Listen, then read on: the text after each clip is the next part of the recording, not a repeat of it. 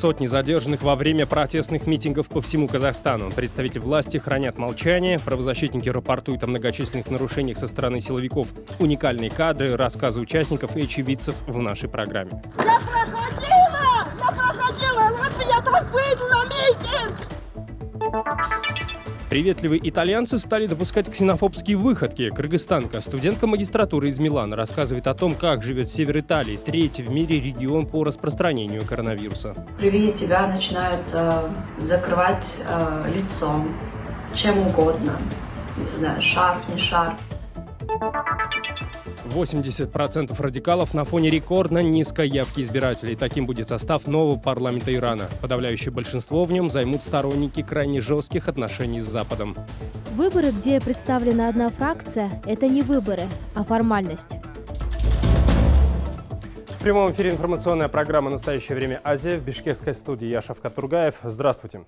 Порядка 300 человек могли быть задержаны во время антиправительственных митингов в Казахстане в минувшую субботу. Такие цифры озвучивают местные правозащитники. Власти страны пока никакой информации не предоставляют. Я напомню, 22 февраля во многих городах Казахстана прошли митинги, на которые призвали выйти сразу две оппозиционные силы – Демократическая партия и запрещенное в стране движение «Демократический выбор» Мухтара Аблязова. Самую последнюю информацию узнаем у нашего корреспондента. С нами на прямой связи из Нур-Султана Ернур Дозжанов. Ернур, привет. И все-таки, что говорят в Министерстве внутренних дел по акциям протеста и задержанным на митингах? Приветствую, Шавкат. Целый день мы пытались узнать что-либо о задержанных, сколько их было по всей стране, но получить какие-то данные нам, к сожалению, не удалось. Министерство внутренних дел заняло глухую оборону. В свою очередь, правозащитники рапортуют, что количество задержанных по всей стране исчисляется сотнями. Больше всего людей арестовали в Алматы, более 100. Эти же самые правозащитники утверждают, что все задержания и впоследствии суды над активистами проходили с массовыми нарушениями. Более подробно об этом предлагаю послушать далее. Последний процесс где-то уже в первом часу ночи, наверное, закончился. Но и то, после этого еще оставались люди. Конечно же, это грубейшее нарушение закона. И то, что якобы доказательства, в кавычках, которые предлагаются сотрудниками полиции, они не соответствуют протоколу. Видеоматериал с протоколом не совпадают. Очень много таких нарушений. Ернур, а есть какая-то информация, как наказали задержанных активистов и по какой статье их судили? Да, Шавкат, по словам правозащитников и самих активистов, ситуация у всех разная. Кто-то отделался штрафом в 132 тысячи тенге, это порядка $350.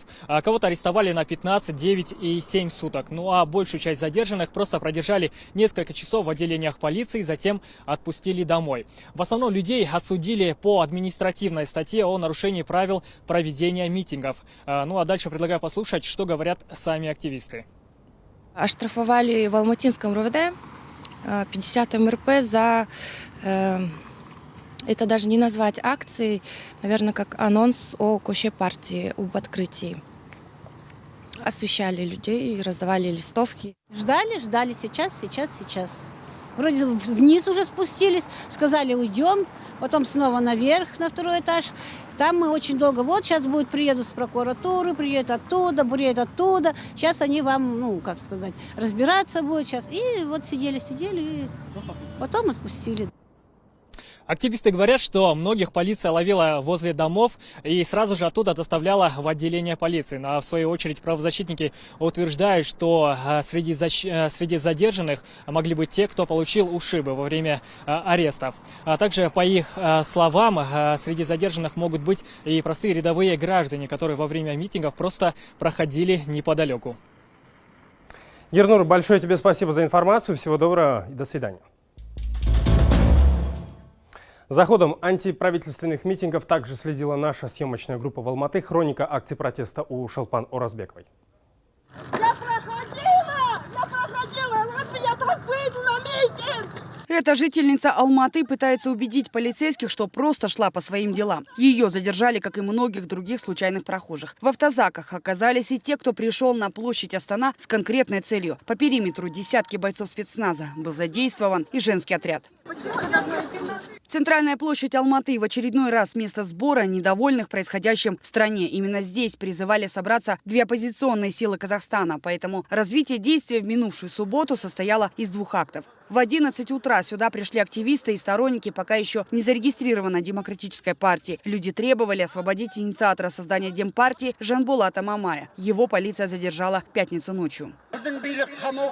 Наша власть задерживает с сегодняшнего утра всех наших активистов. Начали с Жанболата Мамая и тех, кто его поддерживает. Поэтому мы требуем, чтобы незамедлительно освободили всех активистов. Полиция какое-то время позволяла высказываться митингующим. Продлилось это, правда, недолго. В итоге большую часть протестующих погрузили в автозаки. Но полицейские все же старались учитывать возраст людей. Задержали и беременную жену Жанболата Мамая, журналистку Ингу Иманбай. Правда, полиция заверила, что женщину только доставят домой.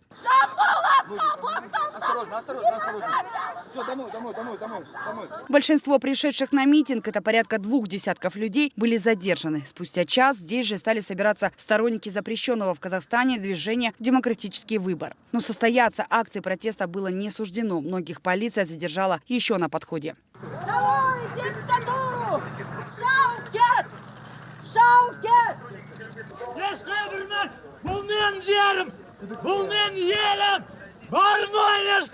Некоторым все же удалось высказать свое недовольство и претензии властям. Вы должны все встать! Вы что с людьми делаете? Вы что делаете?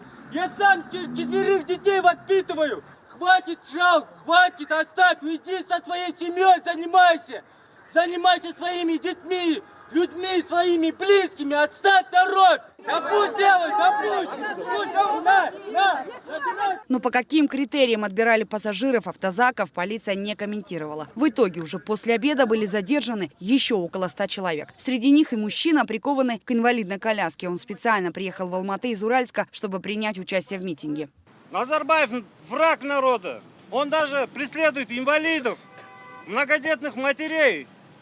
Специально я приехал, чтобы я не могу просто так сидеть. Аплодируйте, народ!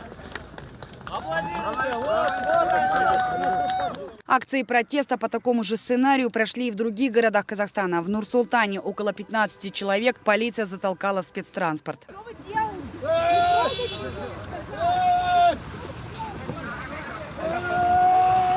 При этом силовики пытались объяснить, что это вовсе не задержание, они настаивали. Людей таким образом хотят доставить домой. В автозаке грузили? Ну, знаешь, для установления личности повезли. Может, грузили, я не видел. А по какой причине? А? Вы же говорите, Ну, вы здесь, установленные личности. вы же знаете, что как экстремистская организация Аблязова объявили сбор. Ну, может, кто-то, если приходил, в принципе, сейчас до выяснения личности, кого в управлении полиции оставили, кого кто в возрасте, кто заблудший есть, их по местам жительства доставили. В Шымкенте, в городе на юге Казахстана, в парке независимости, полиция задержала около 20 человек, а в Актобе как минимум 10 участников акции. Стоит отметить, что в субботу в местах проведения митинга в Нур-Султане и Алматы не работал мобильный интернет. Шолпан Уразбекова, Ернур Дошанов, Павел Энгельгард и Ганизат Оспанов. В настоящее время Азия, Казахстан. К другим темам срочное сообщение из Кыргызстана. Власти страны в связи с ситуацией с коронавирусом приняли решение о помещении на карантин всех лиц, прибывающих из Японии, Южной Кореи и Ирана. Эту информацию подтвердили нашим корреспондентам в пресс-службе правительства. Коронавирус тем временем распространяется по миру и проникает в Европу. Италия вышла на 3-е место по количеству зараженных. В стране вводят срочные карантинные меры. В самом Китае уже более 77 тысяч инфицированных. Вместе с распространением вируса учащаются и случаи российских и ксенофобских проявлений в отношении выходцев из Азии. Дарья Тимофеева продолжит. Столько внимания со стороны простых прохожих Айчурек не привлекала к себе за все 2 года магистратуры в Италии. Приветливые и дружелюбные итальянцы впервые начали немного сторониться кыргызстанки. Впрочем, опасения у местного населения вызывают все люди азиатской внешности. Девушка надеется, что ситуация вскоре изменится, и она перестанет быть поводом для тревоги. Это уже, знаете, не смешно. Это уже не очень похоже на шутку. Почему? Потому что при виде тебя начинают закрывать лицом, чем угодно. Не знаю, шарф, не шарф. Обидно. Обидно, когда тебя обходят стороной, когда при виде тебя закрывают лицо. И ты ничего не можешь с этим сделать. Отделить правду от лжи опасное от непредставляющего угрозу. Многие сейчас не могут, рассказывает Айчурек. Она сама оказалась на несколько часов в больнице. Ее эвакуировали, когда поднялось давление во время поездки в метро. Я им пыталась объяснить, что у меня давление, но они начали уже как-то серьезно восприняли это. Вызвали скорую, меня на носилках вынесли, оцепили, окружили. Отвезли в больницу и дали оранжевый код. В больницах, вообще в госпиталях Рима есть 4 вида кода, то есть зеленый, желтый, оранжевый и красный. Вспышка коронавируса в Италии признана крупнейшей в Европе. 5 человек скончались от заболевания. Власти объявили о принятии чрезвычайных мер. В 2 городах закрыты школы и университеты, отменены массовые мероприятия, в том числе ежегодный карнавал в Венеции. В театре Ла Скала заявили о временном закрытии. В пустом зале презентовал свою новую коллекцию одежды модельер Джорджо Армани. Евросоюз полностью доверяет властям Италии и решениям, которые они принимают. Мы тоже обеспокоены возможным распространением вируса, но нет нужды паниковать. В Южной Корее количество заболевших коронавирусом за день увеличилось почти в 2 раза. В стране объявлен наивысший красный уровень эпидемиологической угрозы. Министерство обороны поместило в карантин почти 8 тысяч военнослужащих после известия о заражении нескольких солдат. Мы все еще в той фазе, когда сдерживание вируса возможно. Однако окно возможностей сужается. И именно поэтому мы призываем международное сообщество действовать. В Иране подтвердили смерть от коронавируса 12 человек. Страна занимает 2-е место в мире по числу жертв от COVID-19. Власти Турции, Армении, Афганистана и Пакистана закрыли границы и прекратили временно сообщения с соседом, чтобы предотвратить дальнейшее распространение эпидемии. Слухи о том, что более 50 человек погибли в результате коронавируса, являются ложными. Эти сведения исходят от зарубежных СМИ. ВОЗ ранее заявлял, что заразиться инфекцией могут 2/3 населения планеты. Пока число подтвержденных случаев 79,5 тысяч человек. Скончались 2592 заболевших. В выходные почти 25 тысяч покинули больницы Китая. Власти отмечают положительную динамику, однако Си Цзиньпинь назвал нынешнюю эпидемию крупнейшей проблемой здравоохранения с момента основания КНР. Дарья Тимофеева, Самат Алышбаев. Настоящее время. Азия. А тем временем авиасообщение между Таджикистаном и Ираном приостановлено по решению официального Душанбе. Полеты не возобновят до тех пор, пока ситуация вокруг вспышки коронавируса в Иране не стабилизируется. Полеты между 2 странами осуществлялись дважды в неделю по маршрутам Душанбе-Мешхед и Тегеран-Душанбе-Бишкек-Тегеран. Напомню, к этому часу иранские власти выявили уже 43 случая заражения коронавирусом, 8 из которых закончились летальным исходом. Анушер Ванарипов продолжит. Последний борт из Душанбе в Тегеран вылетел сегодня в 8 утра по местному времени. Все полеты осуществляет только иранская компания Varesh Airlines. Так что этот борт в Таджикистан теперь вернется не скоро. Решение об отмене рейсов было принято в обед. И вылетевшие в Тегеран таджикистанцы не знали, что это последний рейс. Возможно, кто-то из этих людей отказался бы лететь в Иран, если бы им заранее сообщили эту новость. Теперь неизвестно, когда таджикистанцы смогут вернуться домой. Будут ли власти делать что-нибудь для их эвакуации из ставшей небезопасной страны, тоже непонятно. На борту самолета были и граждане 3-х стран, которые также могут застрять в Иране, учитывая, что все больше государств прекращают авиасообщение с Тегераном. Власти Таджикистана пока не могут сообщить ничего, кроме того, что рейсы отменены. Мы направили письма иранской авиакомпании Varesh Airlines и отечественной авиакомпании Tajik Air с просьбой воздержаться от полетов с сегодняшнего дня до полной стабилизации ситуации в Иране. Наземное сообщение между 2 странами транзитом через Афганистан и Пакистан пока открыто. Решение, закрывать ли границу, еще не принято. Власти Таджикистана сообщают, что этот вопрос уже рассматривается. В Министерстве здравоохранения следят за ситуацией. Как вы знаете, у нас 2 рейса в неделю, и мы изучаем всю информацию по этому вопросу. Также наши специалисты в ближайшие дни подготовят экспертное мнение по вопросу видов транспорта, связывающих страну с Ираном.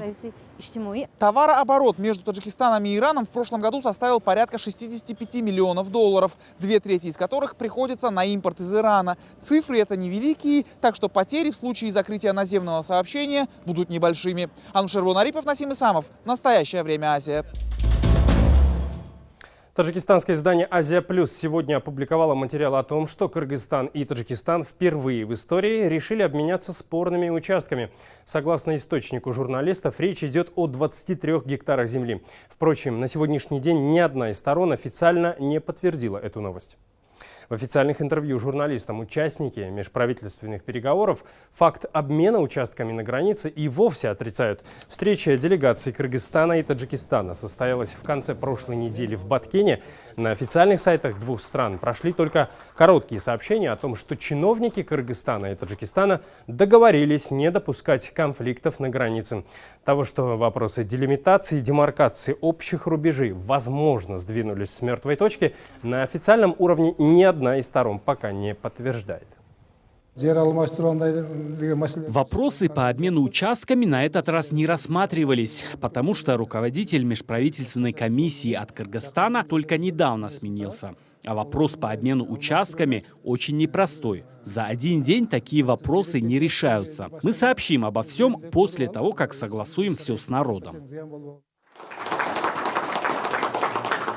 Мы поговорили, и у нас появилась надежда, что, по крайней мере, 2/3 нашей границы можно будет подготовить для подписания. Это очень хороший, как вы правильно сказали, будет прорыв. Но для этого еще нам надо нашей топографической работы, группы, особенно правовой группы, поработать с тем, чтобы, особо подчеркиваем, чтобы это было обоюдовыгодное или, по крайней мере, баланс интересов здесь сохранился.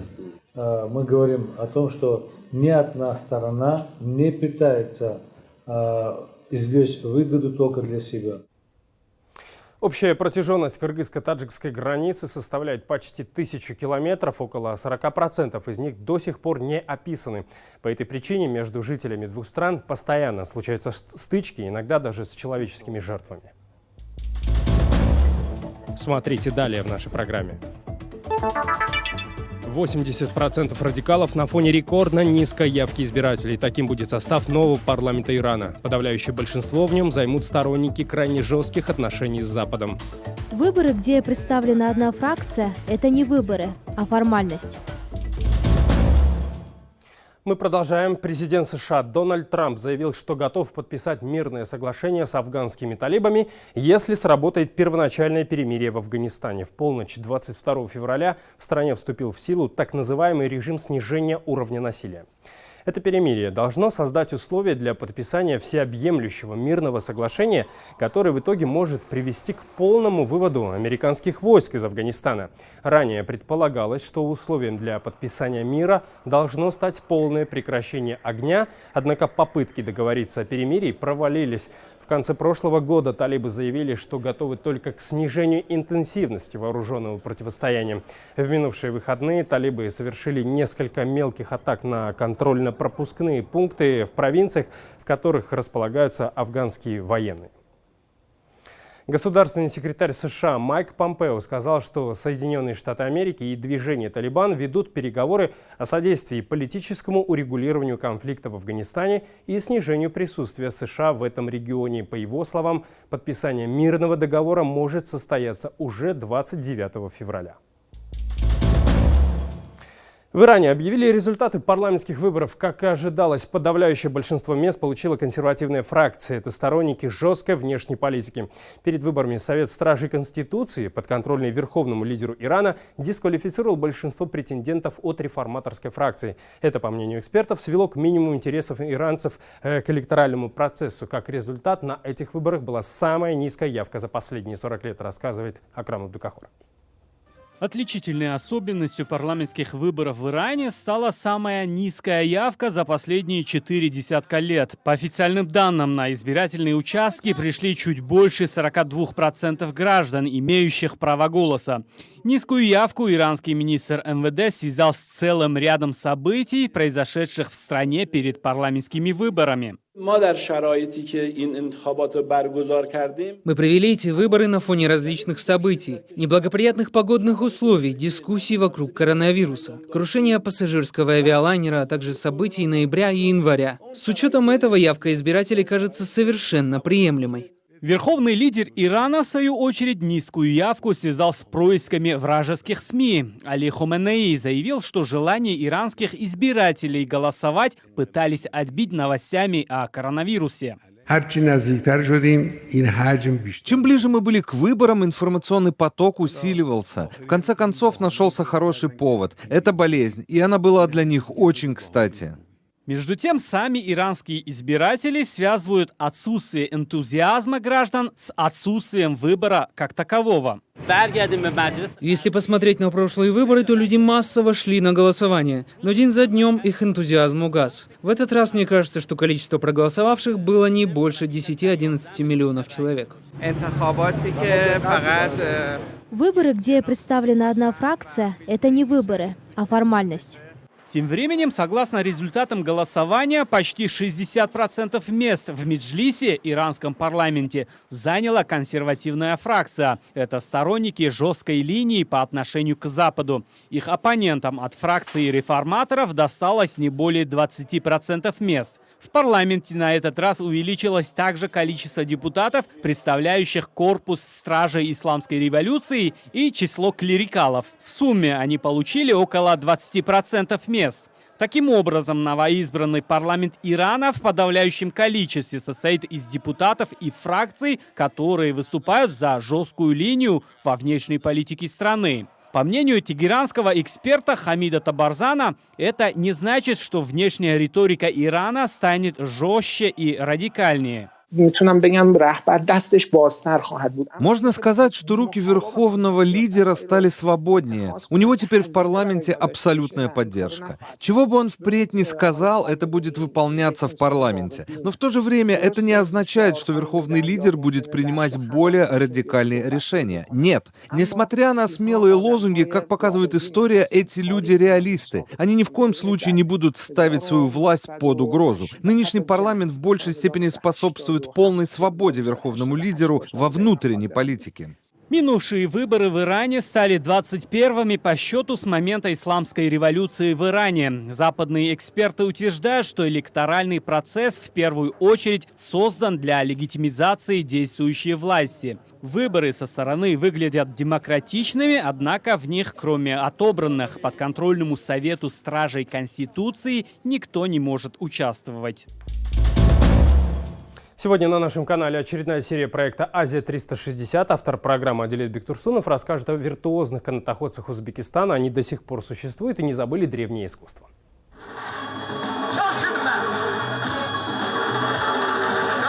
Семья Юсуповых – одна из немногих в Узбекистане продолжателей старинного искусства канатоходства.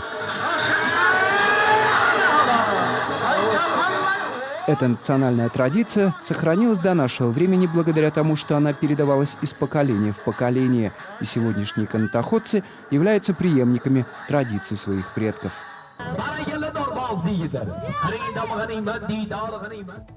Проект «Азия-360» вы сможете посмотреть сегодня на нашем канале в 23:30 по времени Бишкека и Нур-Султана, в 20:30 по Москве и в 19:30 по киевскому времени. Не пропустите.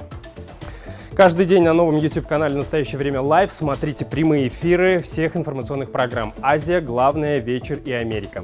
Ну а это были все новости, о которых мы хотели вам рассказать. Всего вам доброго. До свидания.